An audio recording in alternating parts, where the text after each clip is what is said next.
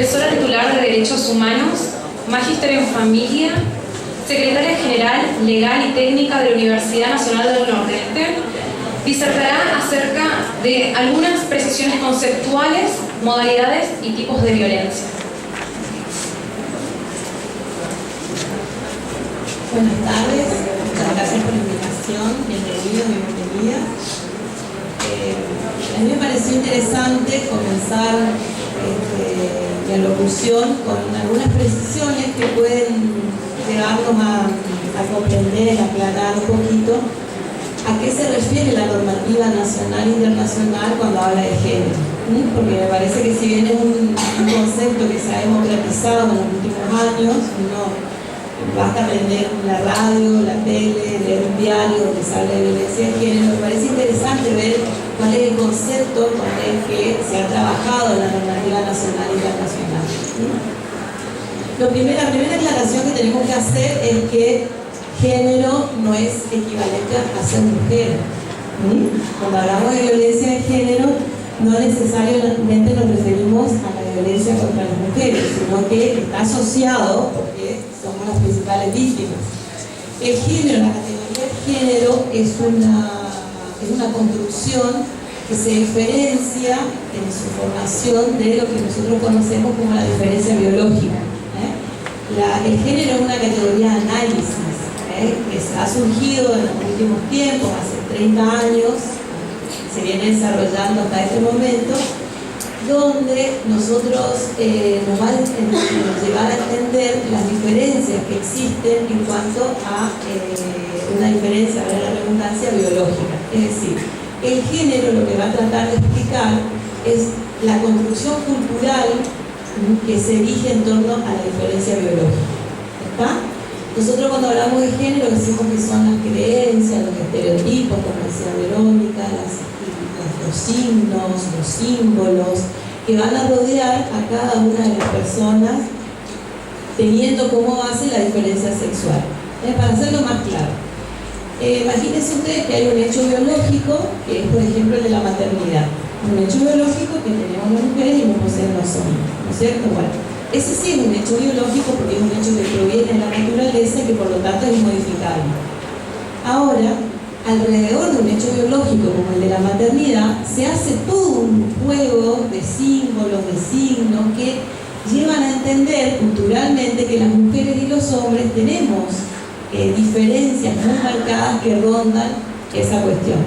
Por lo tanto, si tomamos la categoría de género nos va a decir que desde la diferencia biológica de la maternidad se ha construido culturalmente a lo largo de todas las épocas una serie de diferencias que no son naturales, no son innatas, sino que son construidas culturalmente.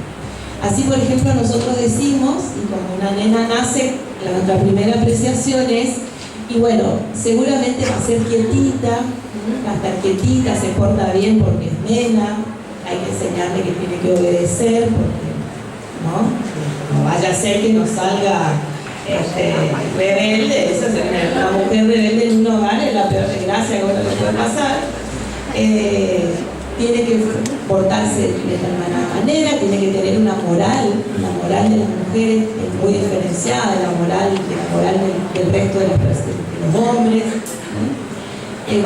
Vamos a asociar algunas cualidades que entendemos que son innatas, la emotividad. Después tenemos que llorar, porque si no, de lo contrario, si un nene llora cuando se cae, la primera reacción nuestra es decirle: no llores, pareces una nenita. No importa que el nene se haya roto las rodillas jugando al fútbol, lo que primero le decimos es: no llores, pareces una nena. Todo eso que viene de una construcción cultural muy que no es de ahora. Esto tiene muchísimo más de tantos años como la humanidad. Por el contrario, nos vamos a encontrar que respecto de los hombres, nosotros también tenemos construcciones culturales que giran en torno a ello. La valentía, la fuerza, la racionalidad, que deben tener todos los hombres, porque si no pareciera que se ven privados hasta de su propia masculinidad. Eso es lo que va a venir el género a, de alguna forma, denunciar. La construcción cultural que es modificable. Porque a diferencia de la biología, que no se puede modificar, la cultura es modificable. se puede modificar, se puede cambiar, varía a lo largo de las épocas, varía en las sociedades. Hay un estudio que es muy interesante que hace una antropóloga feminista que se llama Marta Lamas. Marta Lamas trabaja con un grupo de las Naciones Unidas que recorren algunas aldeas africanas. Es muy interesante la experiencia que han tenido. Claro, ellos con la mirada occidental del trabajo, del supuesto reparto de trabajo en el cual nosotros tenemos una organización en la cual las mujeres nos encargamos solamente de los hijos y del hogar, de mentirita, porque eso ya hace muchos años que no pasa, y los hombres son los proveedores del hogar. Este grupo de las Naciones Unidas va a África y como un grupo de apoyo llevando máquinas e instrumentos laborales para que la gente pueda salir de las situaciones de pobreza extrema en las que se encontraban. Entonces llevan las máquinas y las dejan y se las dan a los hombres y se van. Cuando vuelven a los 3 meses, las máquinas estaban todas tiradas en los rincones, llenas de telaraña, de pasto. Entonces, claro, dicen, epa, ¿y acá qué pasó? Claro, en esa aldea, el trabajo fuerte de lo que se consideraba el trabajo en la tierra lo hacían las mujeres. ¿Por qué? Porque en esa cultura, el dar a luz un hijo con un nivel de dolor más alto, un umbral de dolor más alto que se supone se tienen en otras situaciones, esa particularidad de las mujeres en esa cultura era entendida como las que teníamos que hacer el trabajo más fuerte. Entonces, claro, al haberle dado las máquinas a los hombres, con una mirada occidental, pasó que obviamente no se entendió lo que culturalmente estaba definido en ese momento. Yo siempre digo que todos tenemos lentes de género, es decir, todos tenemos una mirada acerca de qué papel y de qué rol le corresponde a hombres y mujeres en la sociedad. Lo digamos o no lo digamos, seamos más progresistas, menos progresistas. Todos tenemos adentro eso que decimos, eso no está bien en el fondo porque es mujer, o eso no está bien, la verdad que queda feo porque es hombre, es inmoral o es moral, bueno, juega un montón de cuestiones en ese sentido. Lo importante también es entender que los lentes de género pueden ser del siglo XVIII, pero también hay lentes de género del siglo XX y del siglo XXI. Como decía Verónica, modernizar un poco la mirada, vencer los estereotipos que muchas veces tenemos tan arraigados y culturalmente son hasta irracionales, porque hay una carga muy fuerte de irracionalidad cuando uno discrimina a una mujer o cuando uno discrimina a cualquier persona. Hay una carga muy fuerte de irracionalidad en el sentido que uno no la puede explicar, no puede argumentar por qué sostiene lo que sostiene. Lo importante del concepto de género es entender que cuando se habla de violencia, ya entrando un poquito de violencia, en el tema de violencia, hablamos de poder, hablamos de desigualdad, como decía Verónica, hablamos de jerarquía. Esto nos ayuda a comprender el fenómeno de la violencia contra las mujeres desde otra perspectiva. Si no, podemos caer en el error de sostener que el violento golpea porque ha sido golpeado cuando era niño, que el violento golpea porque no tiene trabajo, que el violento golpea porque se droga, o que el violento golpea porque la verdad que está frustrado porque no sabe qué hacer con su vida, o se peleó con sus amigos, o el jefe lo trata mal. El fenómeno es mucho más complejo que eso. Obviamente que situaciones como las que yo describo pueden agudizar el problema, pero no lo crean. Acá el problema es otro, es mucho más profundo, es un problema cultural que tiene que ver con el rol de la mujer en la sociedad.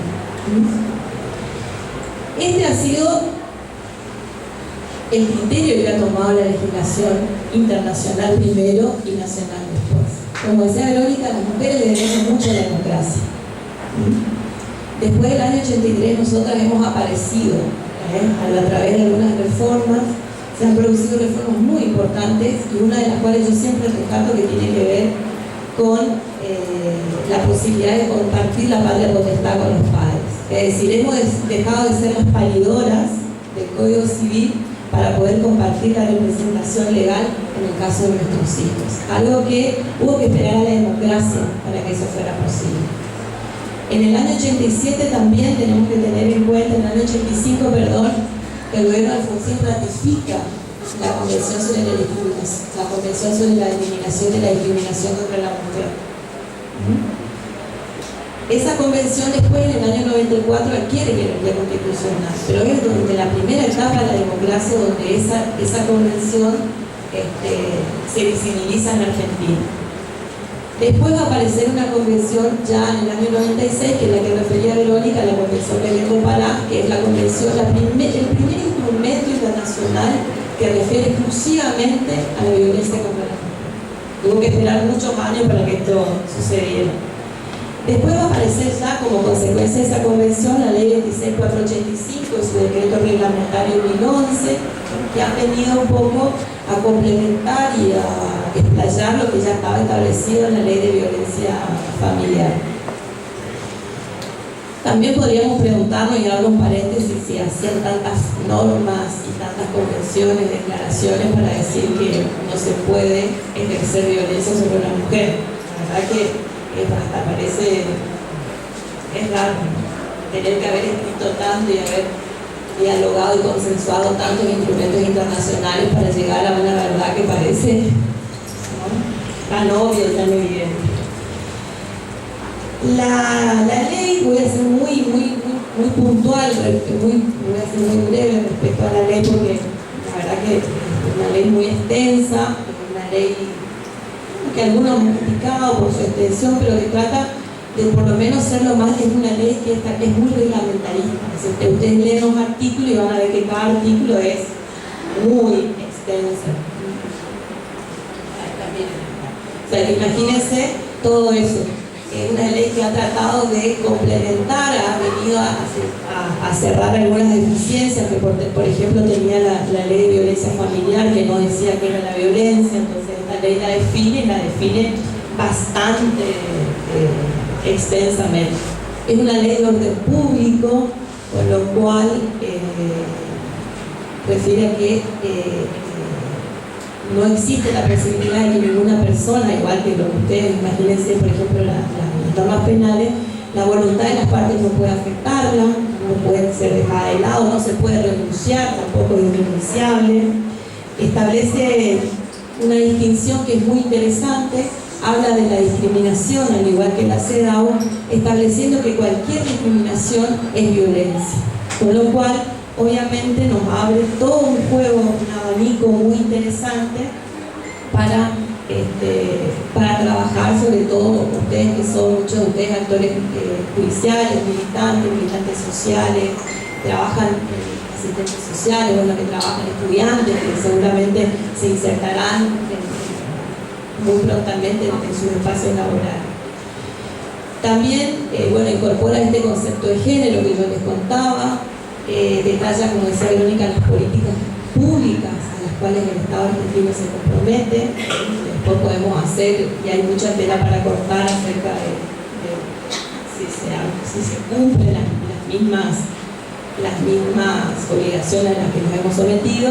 Mucho para decir eso, pero bueno. El tipo define la violencia, yo les decía, a diferencia de la 24417, que es la violencia familiar, que no lo hace, habla de conducta, de acción, de omisión, que en el ámbito público-privado, y esto no es casual, cuando la ley diferencia el ámbito público y el privado, no es una casualidad, lo hace a propósito. ¿Por qué? Porque generalmente la violencia contra las mujeres se ha tomado históricamente como un problema de la familia. Es un problema del privado.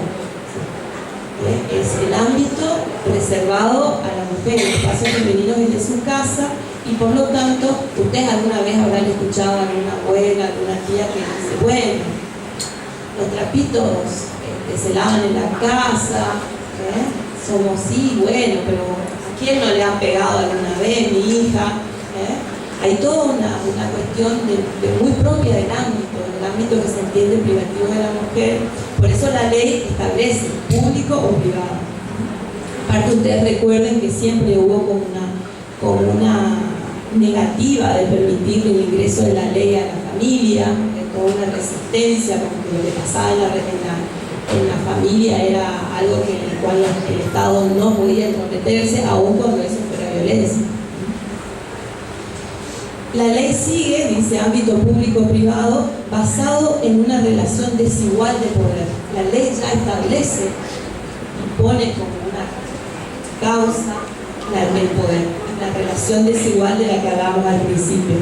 Afecte su vida, su libertad, su dignidad, su integridad física, psicológica, sexual, comprende los actos perpetrados también desde el Estado, sus agentes, y también habla de una violencia indirecta, que es aquella acción o omisión, práctica social, que ponga a la mujer en desventaja con respecto al varón. Esto es interesante también, algunas descripciones que hace la ley. Ustedes tengan en cuenta que, como decía la decana, tenemos muchos problemas en relación a las cifras, pero es interesante algunos datos de la Oficina de Violencia Doméstica de la Corte, que lamentablemente son solamente de la capital federal y algunos departamentos de Buenos Aires, pero que establecen que las denuncias que se han formulado desde el año 2008 al 2010, el 86% de los autores denunciados eran hombres y el 14% mujeres, que la mayoría de los casos ejercían violencia, en el caso de las mujeres, contra niños, niñas y o contra adultos mayores. Respecto a los tipos de violencia, la ley hace una clasificación. Obviamente la primera violencia a la que se refiere es la violencia física, que es la que nosotros asociamos inmediatamente. Nosotros hablamos de violencia e inmediatamente pensamos en el golpe, en el empujón, en la lesión física. La ley dice que es la que se emplea contra el cuerpo de una mujer, produciendo daño, dolor o riesgo de producirlo, cualquiera fuera el maltrato o la agresión. Después viene un tipo de violencia que es la psicológica, que es la que por ahí es la que lamentablemente es una de las que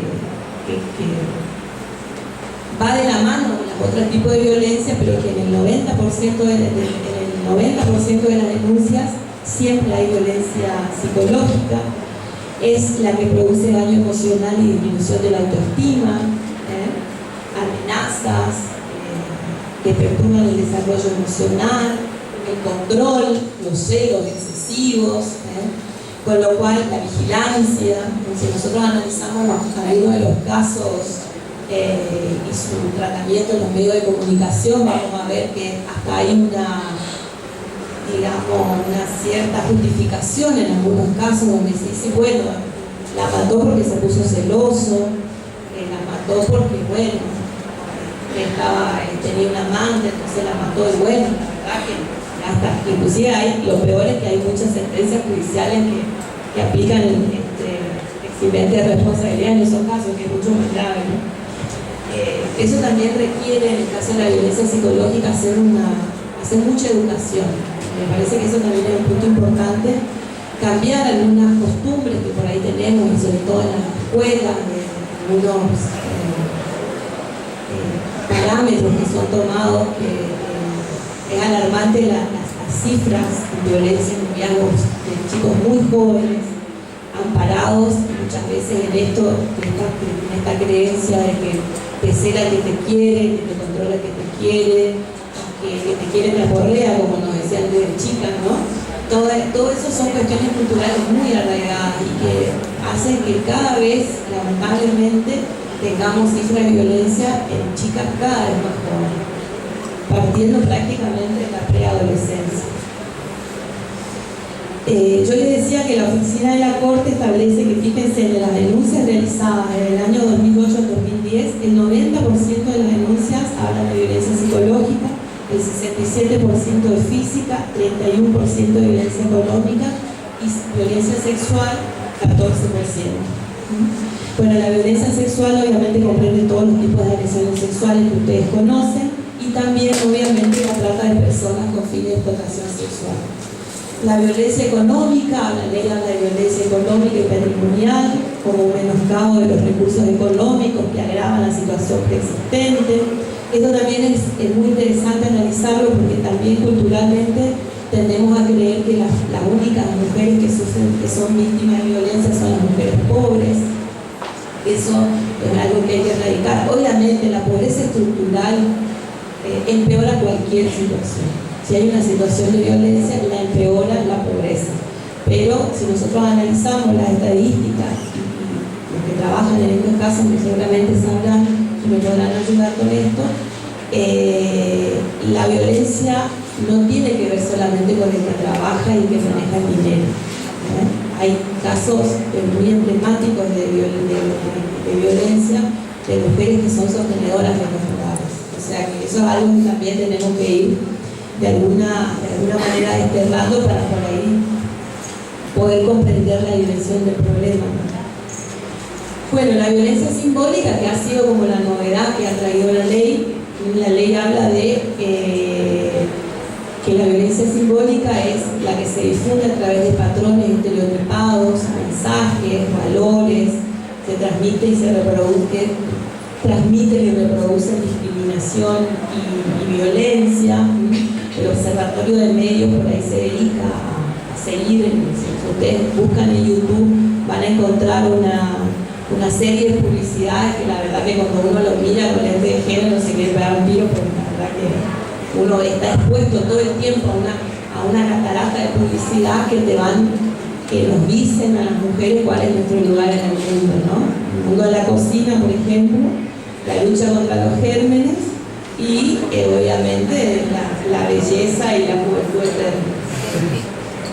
Bueno, también establece modalidades en cuanto, por ejemplo, a la violencia doméstica. Es interesante porque hace una diferencia, trae una clasificación en cuanto que dice que la violencia doméstica es ejercida contra la mujer por un familiar con cualquier grado de parentesco, ya sea por un parentesco por responsabilidad o por afinidad, independientemente del espacio físico donde se produzca. Es decir, cuando yo hablo de violencia doméstica no necesariamente necesito que la violencia se produzca en el ámbito del hogar. Es más, hay muchísimos casos que se producen en el lugar de trabajo. Nosotros acá en la zona hemos visto en la calle, en la vía pública, en la salida de la escuela de los chicos.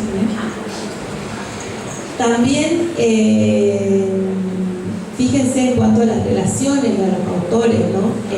La Oficina de Violencia Doméstica dice que entre el mismo periodo, 2008-2010, los autores de la violencia contra las mujeres han sido el 32% exparejas, el 26% concubinos, el 25% cónyuges y el 9% novios.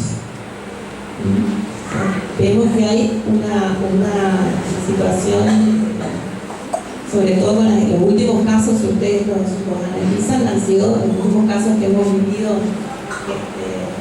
en nuestro país, han sido exparejas las que han cometido la violencia. Bueno, también habla de violencia institucional, responsabiliza al Estado, bueno, eso más o menos ya lo vimos. La violencia laboral también habla de la discriminación, del acceso a los trabajos, de la igualdad de remuneración, de la prohibición de realizar test de embarazo cuando la trabajadora quiere trabajar, de la pregunta del estado civil, de a ver si te casás, si estás casada no te doy trabajo, si tú sos así, bueno, una serie de cuestiones que también tienen un fuerte impacto en el derecho laboral. Yo quería comentar brevemente, porque como soy abogada no tengo esos vicios de fallos, ¿no? El 19 de mayo la Corte Interamericana de Derechos Humanos dictó un fallo que me parece de modo paradigmático, condenó al Estado de Guatemala en el caso de violencia de género.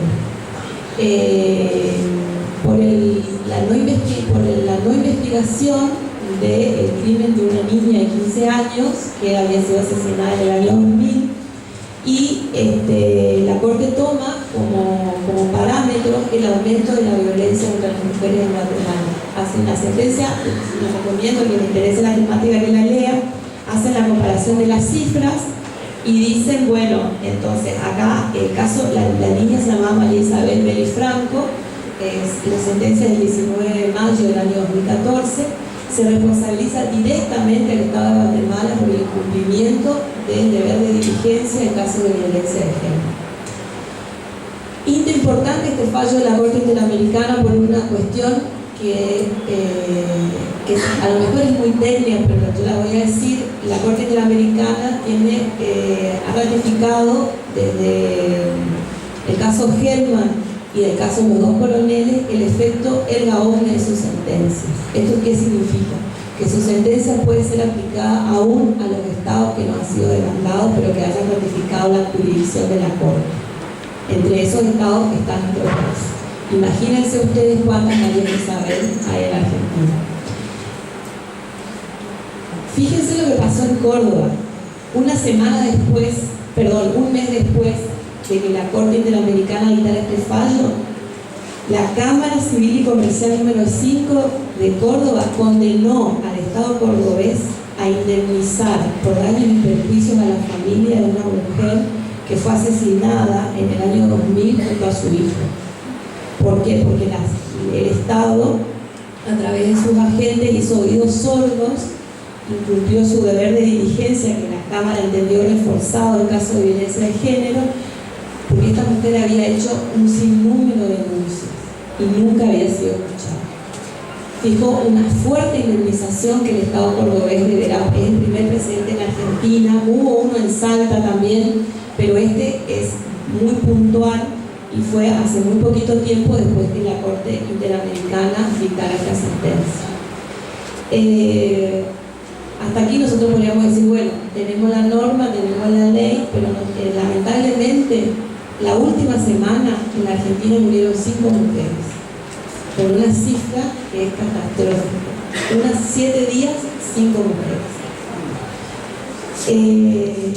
Esto ha puesto el tema de la violencia en el debate público. Todo el mundo habla de esto. Ahora, si nosotros tomamos las estadísticas, tengamos en cuenta que en la Argentina cada 30 horas muere una mujer víctima de violencia. Cada 45 horas se muere una persona en ocasión de robo. Es decir, nosotros estamos muy preocupados por la inseguridad y está bien que se sea, pero las cifras de violencia contra la mujer son más alarmantes aún que las de inseguridad en Argentina.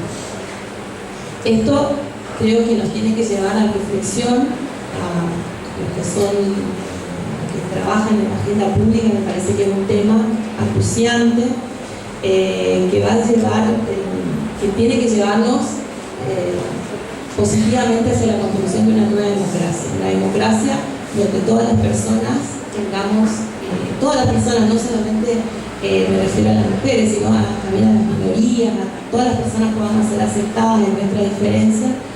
Y creo que esto también necesariamente va a llevar a la construcción de una nueva masculinidad, una masculinidad que puede ejercerse sin violencia y sin tanto control.